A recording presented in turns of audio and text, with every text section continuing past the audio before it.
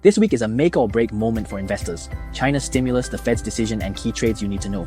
Markets are on edge and the stakes couldn't be higher. Stay tuned because missing this could cost you. So, what exactly is happening this week and why does it matter for your portfolio? We've got three major catalysts: China's biggest stimulus push in years, a high-stakes Federal Reserve meeting, and major shifts in big tech. Let's start with the biggest wildcard, China's economic stimulus. China's government just announced aggressive measures to kickstart its slowing economy. Here's what's on the table: raising wages and adjusting minimum wage policies, lowering mortgage rates and housing fund loan costs, boosting consumer spending with trade-in programs for autos and electronics, investing heavily in AI, automation, and smart wearables. This is Beijing's boldest move in years, but the real question is, will it actually work?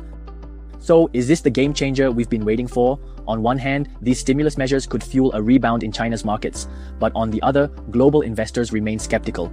The Hang Seng Index is showing strong technical resilience, holding support at 23,100 with key upside targets at 25,400, 26,100 and 28,500.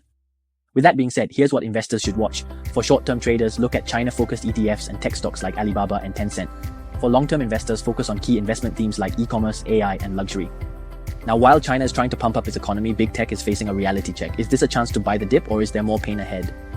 The Magnificent Seven, Apple, Tesla, Nvidia, Microsoft, Meta, Amazon, and Alphabet are down over 10%. But is this a buying opportunity or is there more downside? Investors are worried about three major risks: high interest rates making valuations less attractive, Fed uncertainty, nobody knows if rate cuts are coming, rotation into defensive stocks as investors de-risk with Trump's tariff threats. For short-term traders, waiting for a clear support level is key, especially with the Fed's rate decision coming this week. But for long-term investors, this could be a golden opportunity to dollar-cost average into quality tech names. Speaking of the Fed, their next move could change everything. Let's talk about what to expect from Powell's speech. The Federal Reserve is set to meet this week and markets are watching Jerome Powell's every word. Here's how it could play out. Scenario 1, Powell turns dovish. This could see bond yields drop and tech stocks rally. Scenario 2, Powell stays cautious, leading to yields rise and pressure on growth stocks. The key trade setup, watch the US 10-year Treasury yield. If yields spike, expect further downside in tech. If they decline, expect a relief rally in high growth sectors. While China and the US dominate headlines, let's not overlook the ASEAN markets. With global volatility rising, is ASEAN a safe bet or a risky play? Singapore remains a defensive play in this uncertain environment.